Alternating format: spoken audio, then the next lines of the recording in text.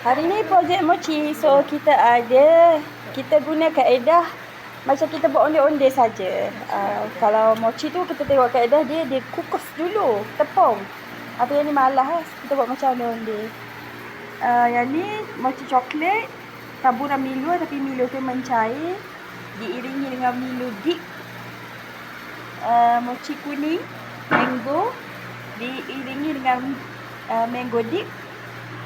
Mochi biru, rasa je biru, warna je biru, dicelup dengan coklat white chocolate dip.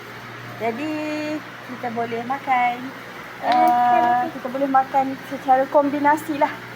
Terpulang kepada selera masing-masing. Selamat mencuba. Selepas sesi temu Murni Amar, tadi tak ambil kat majlis. So kami bersama-sama makan di pantai Teluk Kalong, Muaz Muhammad. As usual, inilah aktiviti pasca temu Murni. Amar tak turun petah tadi. Jadi tak ada video sangat. Tak apa, dia masih handsome. Okay. Tak lepas celebrate birthday papa, tapi tak birthday lagi dia. Dia buat awal sikit. Papa pun enjoy.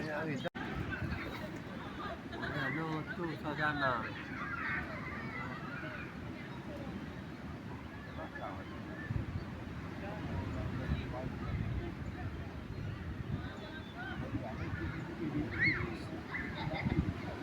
Marah tu anak saya.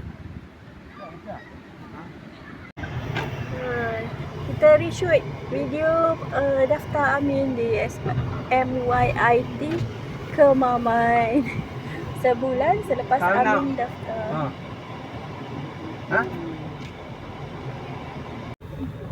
Kita ke toilet stop dulu. Inilah bangunan imtiaz. Kita terus ke hostel lah sebab hari tu daftar dekat main blog ni ke. Gitu juga. So, terus ke asrama. Ni asrama Bani.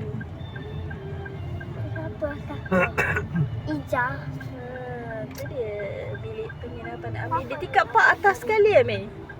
Tingkat dua je. Dua atas tu je. Mereka baju. Dua atas kali ya. Ni acah-acah. Dia balik selepas sebulan. Cuti 2 hari je.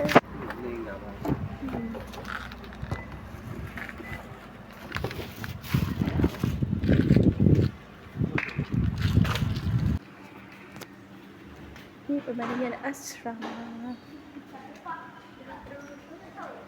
Tingkat 3. Comel tu tempat ni.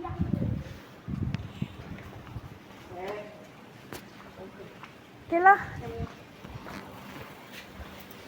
Jom kita balik. Tinggal Amin kat sini. Aku balik. Depan tu asrama Banat. Nak keliling-keliling dulu. Nak keliling?